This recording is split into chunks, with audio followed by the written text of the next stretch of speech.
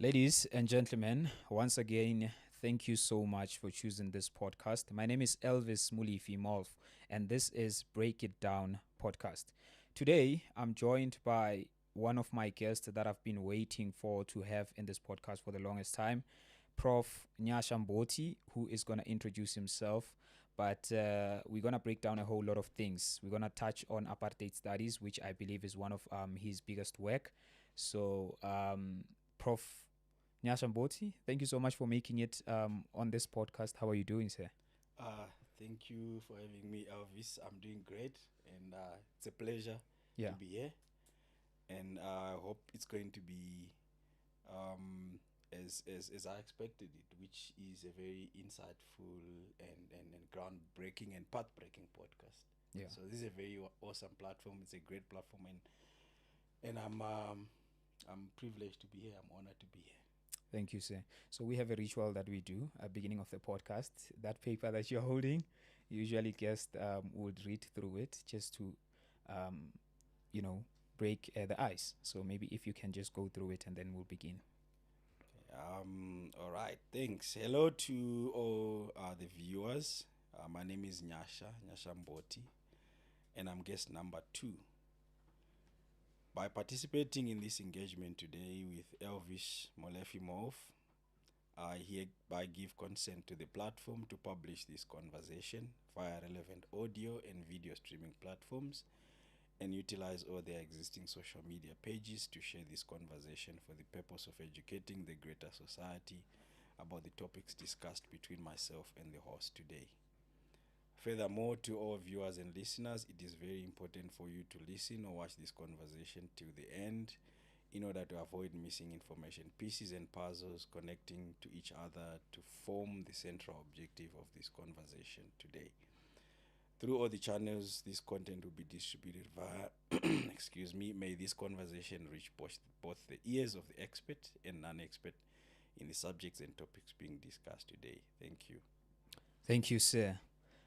Just to give a little bit of a background, about 7 to 8 years ago, this man that is sitting here was actually my lecturer, and that was my first contact with him at the University of Johannesburg. You were my communications lecturer. I should say that actually I should give some credit to you because some of the people that I still have contact with today are the people that I met in that class. And I met them through one of the activities that you introduced to us on our first day, where you said we need to form groups where we would have obviously task and some other things. And I believe it was maybe one of those things to just get people together because we were new, we're first year students. But from that group, I got friends. I got people that I worked with, in many other ways. I used to run an NPO. Some of the people that I met through that group were running that NPO together. Some are even business partners today, so Incredible. so I just want to thank you for that. But I want you to introduce yourself. What do you do? Right now, we understand you are at the University of Free State. You moved from the University of Johannesburg. Maybe you can tell us about your profession. Sure. No, thanks, Elvis. Yes, I do remember. I mean, I've taught now for 18 years at the university level. So I've taught thousands of students. I've graduated dozens of postgraduate students as well.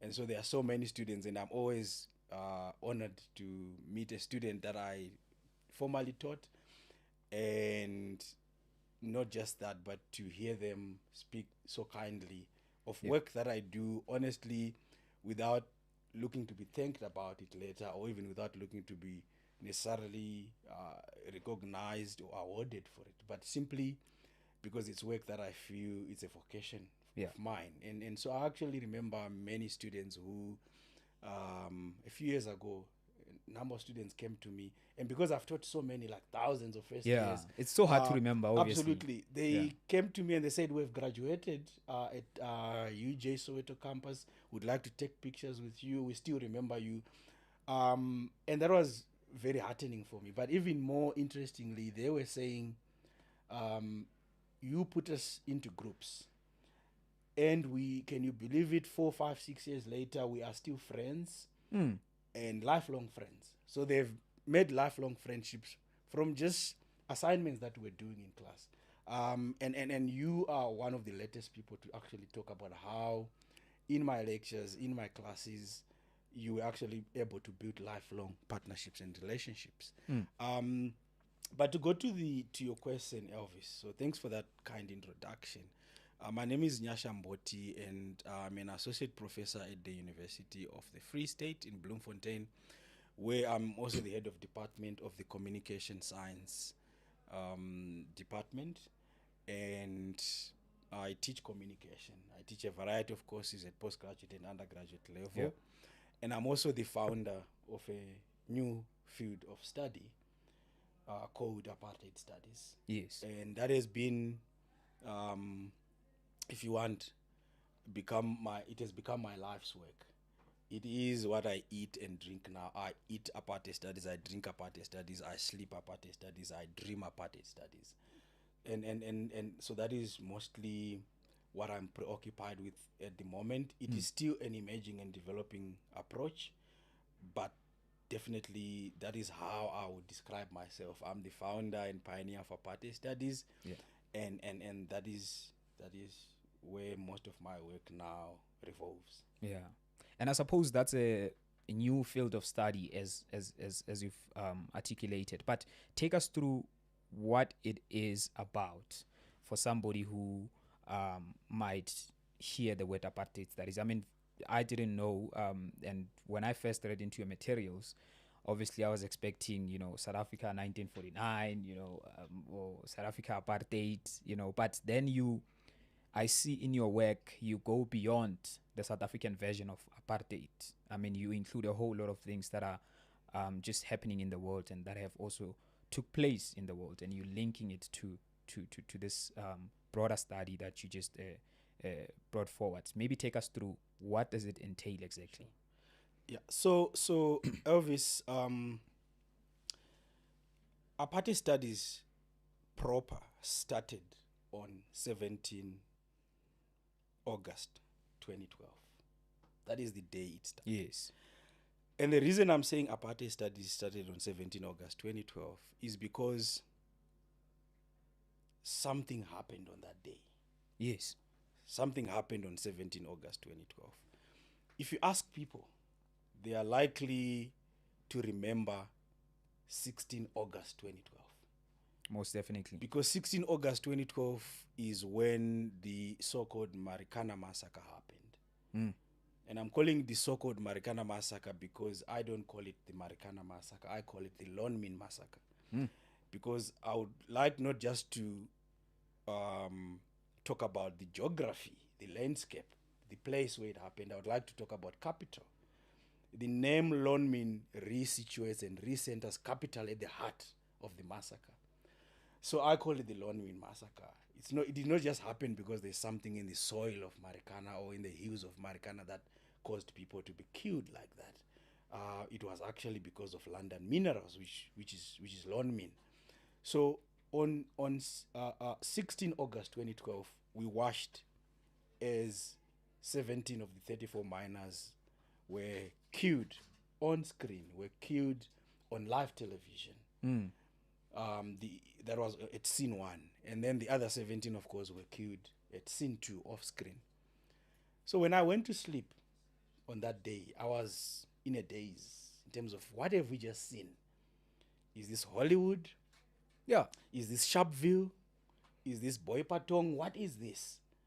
So I expected, because I went to sleep with so many questions on 16 August 2012, I expected the next day to really be some kind of lockdown.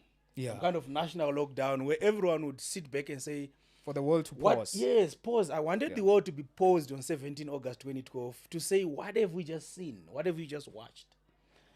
But to my utter surprise, the day was like any other day. We woke up, the sun rose in the east and it set in the west. Birds were chirping in the trees. When I walked outside of the yard, because I was a postdoctoral fellow at the University of KwaZulu-Natal at the time, taxis were picking up people as they always did. And everything continued as normal. Everything continued. Ladies were well dressed. Children were going to school. The school run was going on. It was a normal day. And that was, for me, the shock of my life. Yeah. That after what had just happened the day before, why was life going on? My first question was, is this how people lived under apartheid? Because there's a tendency when you read books about apartheid, there's a tendency to think that people woke up and toyed on the streets every day. There's a tendency to think that people fought the power every day. That June 1976 was the norm. That is what you get from reading about the history. When you read history retrospectively, you think every day was about fighting the power. Yeah. But when 17 August 2012 came around, I started thinking about, so after Sharpeville, is this how people woke up and went about their business? After Boipatong, after June 1976. So there was no lockdown. There was no pause. There was no stopping the business of life. Everything just continued. I started thinking, so when Steve Biko died, when he was being murdered in the cells on 12 September 1977, yeah, where were the other Africans? Were they camping outside Pretoria prison, calling for his release? Or actually, people were doing other things? Lobola was going on. Graduation was going on. Kaiser Chiefs and Pirates was going on. Markets were open. It got me to think that, so as our heroes were in jail, as our heroes were being murdered, where were other Africans? Yeah. I started to think about when Sharpeville happened in 1960. Was it every African who went to the police station to hand over their dompas, to be arrested? Was it every African who went to say, arrest us? No. In fact, it was just a few thousand. So where were the others? Where were the other Africans? And I realized that people were also doing other things. Life was just continuing. Life was going on. And then I started thinking to myself, what does that mean? When life goes on, does it mean people don't care about what just happened? Does it mean that people are mentally colonized, are brainwashed? It's a very tempting approach to take, to think people don't care, that there's no solidarity. But I realized that no, in fact, that is how apartheid works.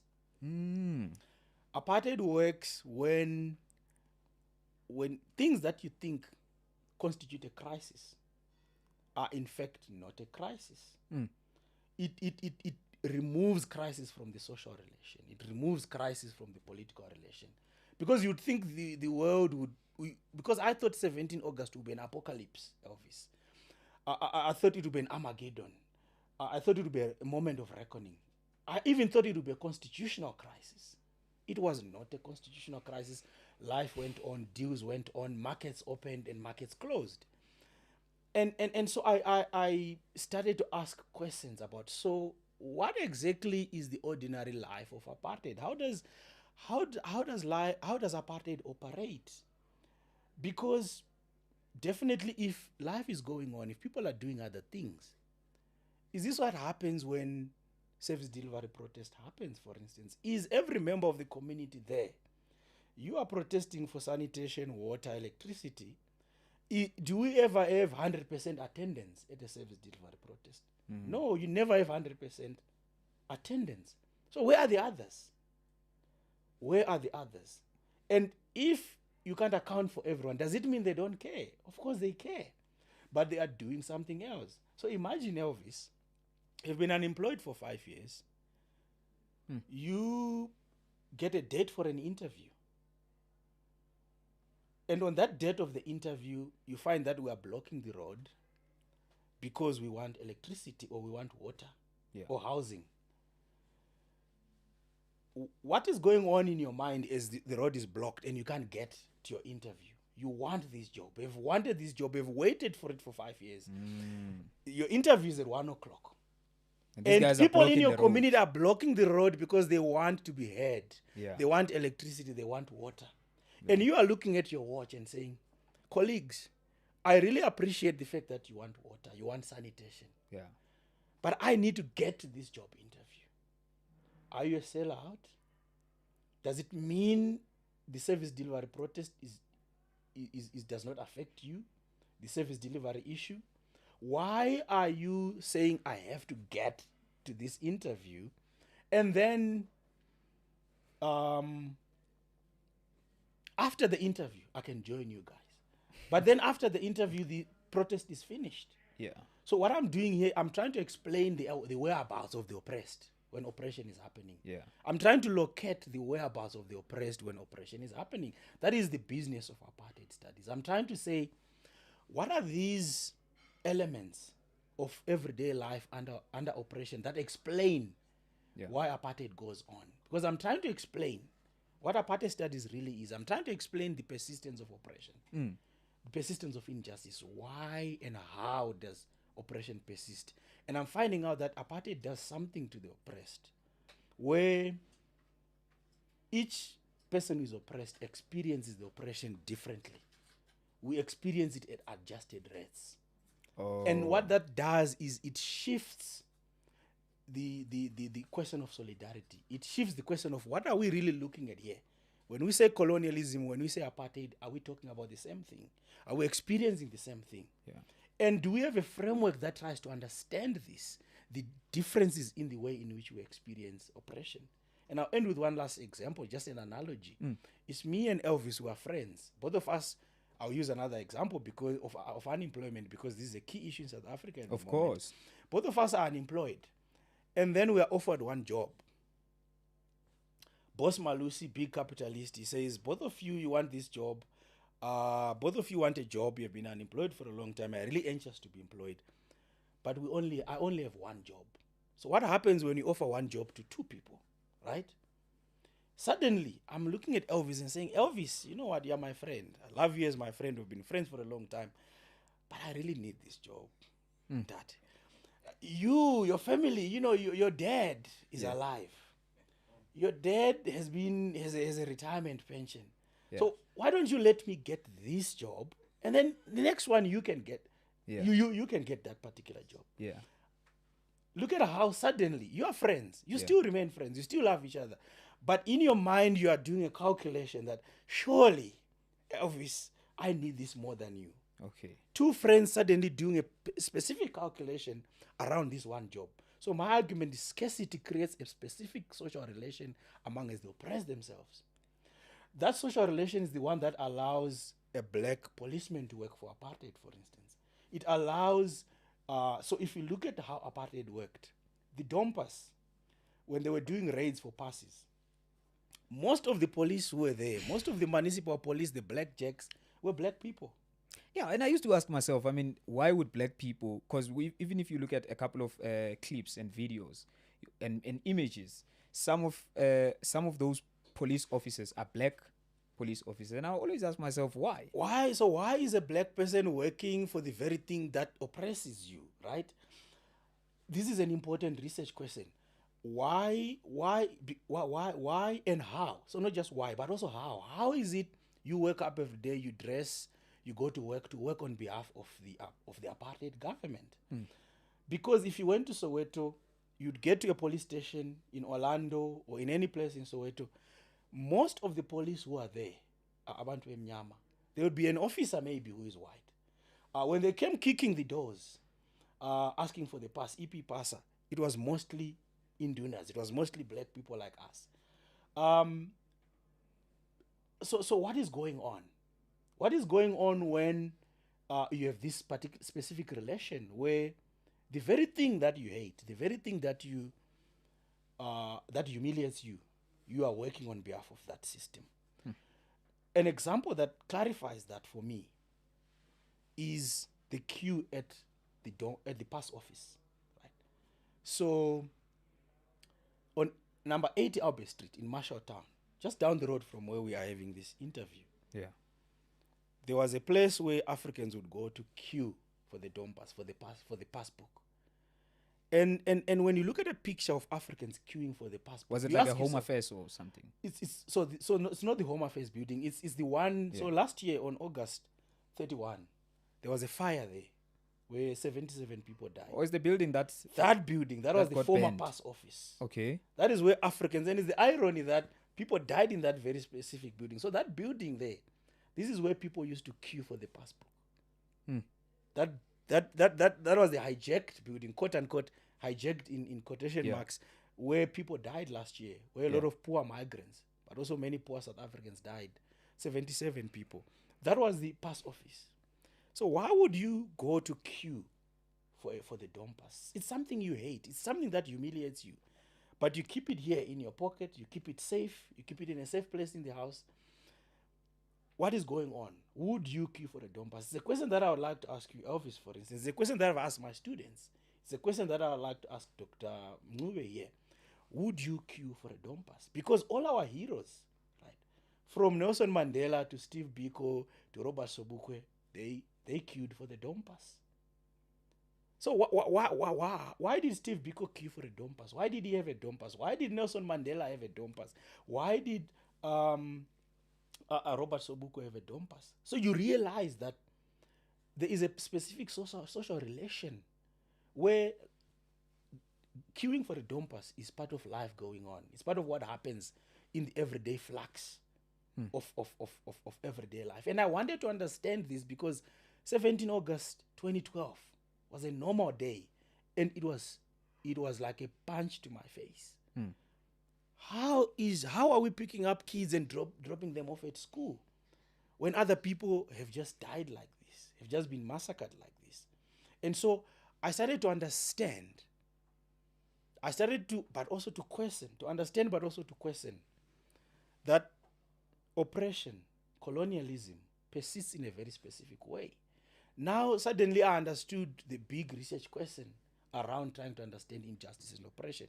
And that research question went back to the original formulation of colonialism, and coloniality, which is that there's a problem with enforcing colonialism. There's a problem with enforcing apartheid. There's a problem, what I would call the disproportion problem. Colonizers are always in a minority. In South Africa, colonizers have never been above 10%, 11%. But they oppress the majority. And yet they oppress the 90%. How? Is it magic? Is it mental colonization? How is it you can oppress 90% for 350 years? It doesn't make sense mathematically. The numerics of oppression don't make sense. Yeah. You can take it to a slave plantation. There is one slave master, 2, 3 overseers, slave drivers, and 300 slaves. So how do you run a plantation of 300 slaves when there are just 5 of you? But they did run slave plantations like that. How? Because you can't have more oppressors than oppressed. It's like inflation, when they say too much money chasing too few goods. You can't have too many oppressors chasing too few oppressed. You need more of the oppressed, than the oppressors. Oppressors need to be fewer for oppression to make sense. You can't have 200 oppressors and 10 oppressed. You can't have 200 slave masters and 10 slaves. Then what is that saying about us as human beings? Yes. So how was it for 350 years? 10% colonized 90%. Is it magic? That's my question.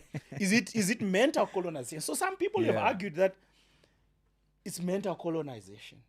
It starts here. Yes, but for me, even the mental colonization, they didn't have enough missionaries, for instance, to teach the Bible to everyone.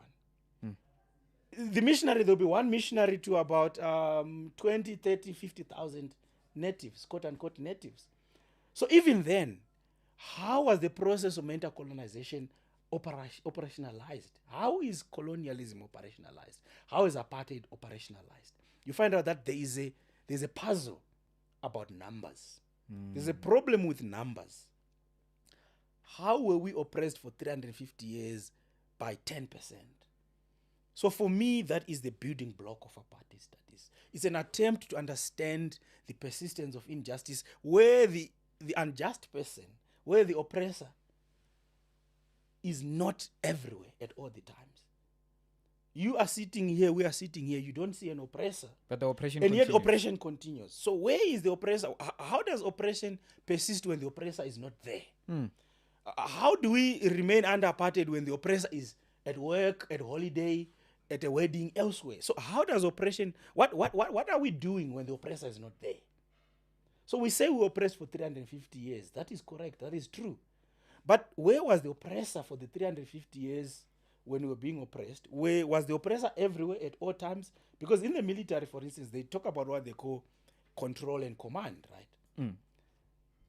But if you're 10%, you can't do control and command. You can't do command and control. You can't supervise oppression directly. So what happened? And what is going on with us right now? And then, so for me, what happened on 17 August 2012 was an epiphany, a discovery that actually this is how oppression persists. It persists when the oppressor is able to invoice the costs of oppression on the oppressed themselves. That is my definition of apartheid. Apartheid is when the oppressor is able to invoice the costs of oppression on the oppressed themselves. So the bill of oppression is paid by you, Elvis, by the oppressed. The costs of oppression are levied on the oppressed themselves. When you carry the burden of oppression, oppression can carry on forever. So the issue is not necessarily to stop at conquest. Colonialism talks about conquest, and conquest is the building block of oppression. But after conquest, you have to now manage injustice. You now have to manage colonialism. You now have to manage oppression. So how do you do that? So my work is more concerned with maintenance, the maintenance of oppression. After conquest, after you have conquered South Africa, you have conquered Zimbabwe, you have conquered Malawi, Nigeria, how do you maintain conquest? Because that's what Machiavelli also says. When a prince has gained power, the next step is how to keep it. And so my work in apartheid studies try to understand the management of oppression, the management of injustice. Because if we don't understand how oppression is maintained, how oppression is managed, I don't think we'll go far in terms of trying to undo it. How do people live in a township like Soweto or Botshabelo where you don't see any white people, but it is all part of oppression. It is all part of colonialism and coloniality. So my argument is, so I've defined apartheid as when you invoice the cost of oppression on the oppressed themselves. I also define apartheid as oppression on holiday. When the oppressed don't need to be in every place at all times where the oppressed are, they can go on holiday. They can go to the Bahamas because oppression carries on even if they are not present. Yeah. Oppression on holiday is what happens when the oppressor is few in number, numerically. When you have 10% of the oppressor, and yet oppression carries on for 350 years, it means it's oppression on holiday. It means the oppressor can actually go elsewhere, but the work of oppression continues as if the oppressor was there, even if he's not there. And so my argument is, my proposition is, apartheid carried on the way it did because a specific social relation had been created whereby the cost of oppression, because oppression is costly, and oppressors would not carry it out and would not carry on with it if the cost was on them, if it was them who were paying the cost of oppression. The oppression is invoiced on the oppressed themselves. It is us who have to go down the gold mines, and the gold mines are hot. Yeah. And the gold mines, there are rock falls, there are earthquakes, there are rock falls. There's utter carnage for when gold is discovered, when diamonds are discovered. But who goes down the mines? It was not Rhodes. Even though he owned DBS, he did not go down the diamond mines. None of the owners of Anglo-American go down the gold mines. That work is left to the poor themselves, to the oppressed themselves. And so when you do that, you always have a margin where the burden of living with harm, the burden of living with the cost of oppression is on the oppressed themselves. And so this is an approach, this is a realization that hit me for the first time, at least with the clarity that it did on 17 August 2012, because nothing happened. So I say apartheid studies started on 17 August 2012, not because something happened, because nothing happened. And because nothing happened, I realized this is actually how our mothers and grandfathers and brothers and sisters lived under apartheid. Life went on. Even as we were fighting the power, we still went to school. We still queued for food. We still are married. We still graduated. So how do you try to understand the struggle in the context of life going on? Because this, for me, I think this is a perspective that we've not had enough time to sit down and talk about. Yeah. How do we talk about struggle in terms of, about the struggle in terms of people who want to get to an interview? Do we describe that person as a sellout?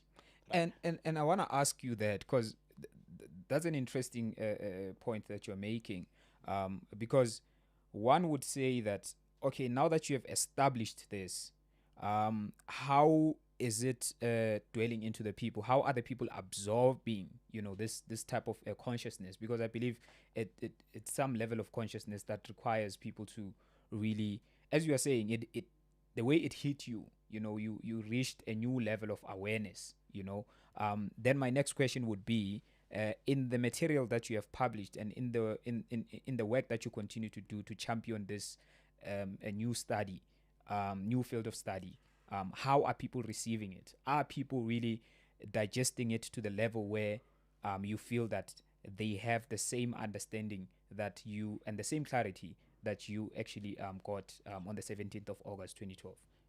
It's an important question, Elvis, and thanks for that question. I think what apartheid studies is an interdisciplinary invitation. I see elements of apartheid studies in history, so how history is taught, history as a subject, in historiography. I see elements of apartheid studies. Yes, so it's something. It's an invitation. Apartheid studies is an invitation to a public education project, right? And I'll speak in a moment about that public education project. But I see elements, interdisciplinary elements of history. I see law in apartheid studies. I see economics. I see philosophy. I see sociology. I see social work. I see physics even, because a lot of the concepts that I use in my work, for instance, are drawn from physics. I see a whole range of subjects in the humanities, in the social sciences, in the natural sciences that can come together to talk about the problem of the persistence of harm. So my work is in fact quite interdisciplinary. I see communication, I see international relations, I see development studies. So it's an invitation to say, this is not something that a single person can do. It is not even meant to be work that a single person does.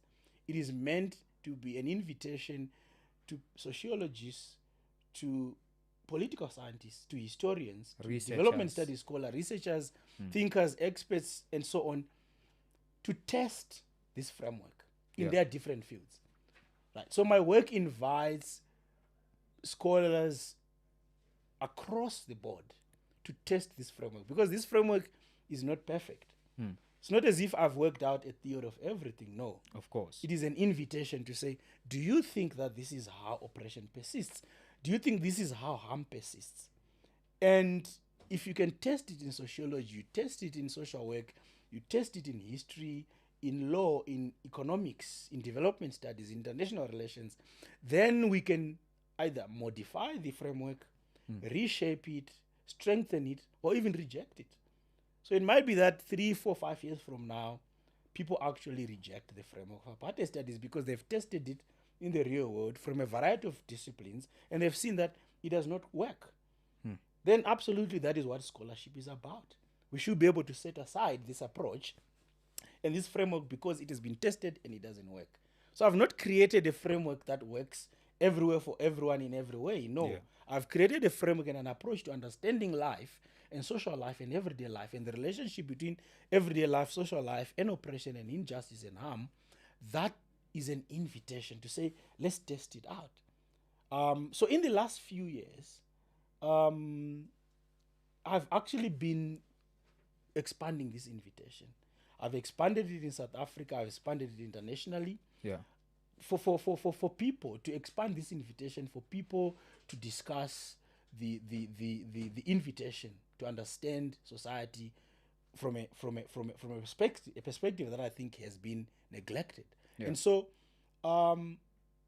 I've spoken, for instance, to people who are in religious studies, people who are in pastoral work, to test this particular framework and understanding of the persistence of And I'm more injustice. interested in finding that out. Yeah, I've spoken to people in law, in jurisprudence. I'm currently collaborating with colleagues in political science, in international relations, in development studies, in sociology, in all of these fields, because that is exactly my argument, that apartheid affected all of these facets. You see it in every, whether you're a sociologist, you engage with apartheid, but in a silo. If you're a historian, you engage with apartheid, but in a silo. If you are a development studies scholar, you engage with apartheid, but in a silo. Economics, accounting, mathematics, even education, all of those people somehow engage with apartheid at a certain level, but we do it in silos. So I'm looking for a framework that can break these silos, a framework that can appeal across the silos, because we are all talking about the same thing, but we are talking about it in silos, because we do not have an apartheid studies framework. So you looked at common factors. Absolutely. And you brought everything together. A framework that can cut across sociology, development studies, politics, religion. Absolutely, because I think that framework has been missing. My argument is, if, for instance, there is Holocaust studies, why is there no apartheid studies? Of course. Because apartheid studies is an approach to understanding what is going on in the world, is in fact much more prevalent, much more virulent, and has gone on for far longer. And therefore, I do feel that if Nelson Mandela said never and never and never again to apartheid in 1994, on 10 May 1994, how do you say never again to something you don't study? How do you even recognize it if you don't study it systematically? What if we're already in apartheid again? But then we don't study it. So for me, my we really don't understand like the deeper part of it. It could be apartheid 2.0. But we don't have a framework for saying this is apartheid, because even what we say is apartheid, even how we define apartheid and talk about as apartheid, it is a definition that is coming from above. It's coming from commentators and experts and historians and so on. And the definition of apartheid itself is not something that my grandmother or your grandmother came up with. Yeah. It's not a definition that people who queued for the Dompas came up with. It's a definition that came from above. In fact, apartheid comes from the Dutch Reformed Church. The word apartheid itself. The word apartheid comes from the Broederbond. These are the people who came up with the word itself. The experience of apartheid, on the other hand, was carried by black people. On the ground. And yet they do not have a formal definition of it, or an accepted definition of it. In fact, we have never sat down to say, where is this definition of apartheid is? Or of what apartheid is? Where is it coming from? Because there isn't even like, in terms of like researchers or people that really like are trying to define this at a bigger scale, where they are at least trying to understand the lived experiences of the people that were subjected to this thing. That is my project. Based on your understanding, because you have experienced it, based on your understanding, how would you define this? And maybe would find that, they actually define it more deeper to say Absolutely. this thing. They do define it in a deeper way, in fact. I mean, I'll ask you, what is the Venda word for apartheid? What is the Xhosa word for apartheid? What is the Zulu word for apartheid? What is the experience of our mothers and grandmothers who were left in the homelands and the Bantustans? What was their experience of the contract system, where our fathers had 1-year contracts to work in the mines and so on? What is their experience? And from that experience, that is where we must derive the definition of apartheid. But we derive a definition from the UN. We derive a definition from white historians. Whites never carried a dompas. So when they say apartheid is legalized racial segregation, where are they getting that from? Because they were never Do they have the experience of what they're talking about? Yeah.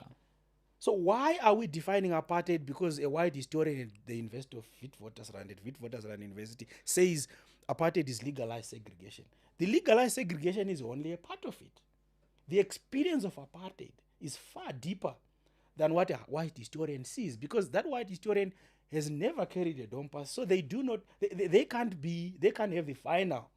They can't be the final arbiter on defining this thing. It's so ridiculous that a few years ago, I don't know if you remember, uh, the last apartheid president, officially, de Klerk, Yeah.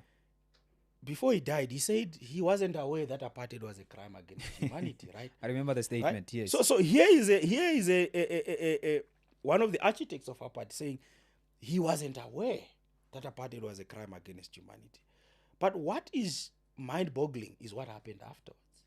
Thabo Mbeki, one of the post-apartheid presidents, the second post-apartheid president, then took a copy of the Rome Statute from the UN that says apartheid was a crime against humanity. And then he took it to de Klerk and says, here is proof that apartheid was a crime against humanity. And I'm saying, how can Thabo Mbeki use a UN definition to convince de Klerk when he lived apartheid?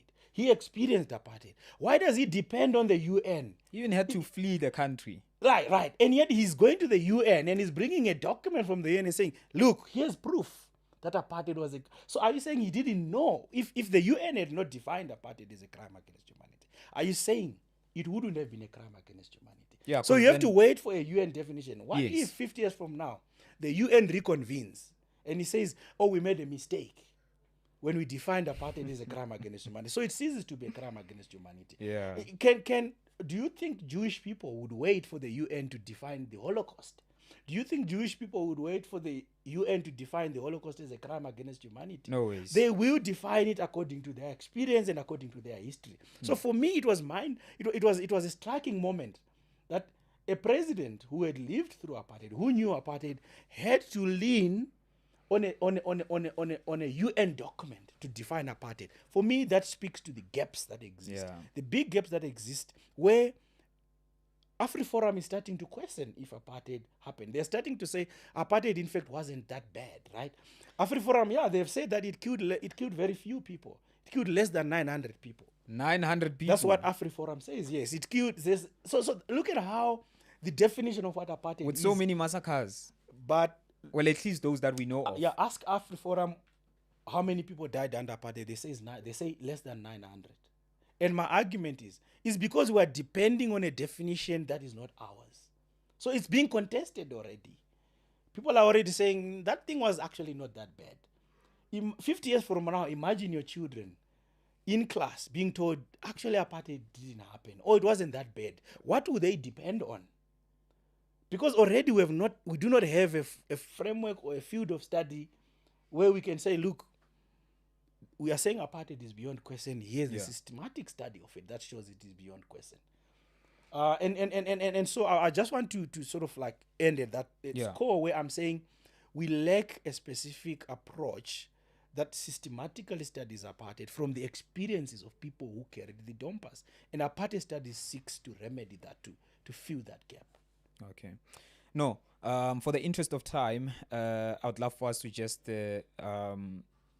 wrap it up like this. But if you just tuned in, thank you for choosing this podcast. The name of my podcast is Break It Down with Elvis, Molefi, Molf. And in this podcast, I invite human beings who are passionate to engage and break down conversations under the following themes and topics. Number 1, religion, history, politics, and worldviews. Number 2, it's spirituality, self-mastery, and philosophy.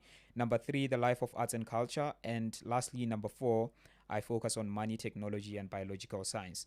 Prof Mboti, let's wrap it up like this for the next 2 or 3 minutes. I wanted you to just give us a bit of a highlight of what this apartheid studies, what is the relationship between the whole field of study and things that are happening outside of South Africa. Now we're looking at what's happening in Palestine, Gaza, how do you link that? Or is this only, an African thing, focused, subject? Sure. Thanks for that question. I think apartheid, the headquarters of apartheid is South Africa. You can't study apartheid without touching base in South Africa, because my argument is South Africa is where apartheid came up for air. But the mechanism of apartheid itself is global. South Africa is where it came up for air. South Africa is where it got christened. Right? It's where it's got name. That's where it's got its name.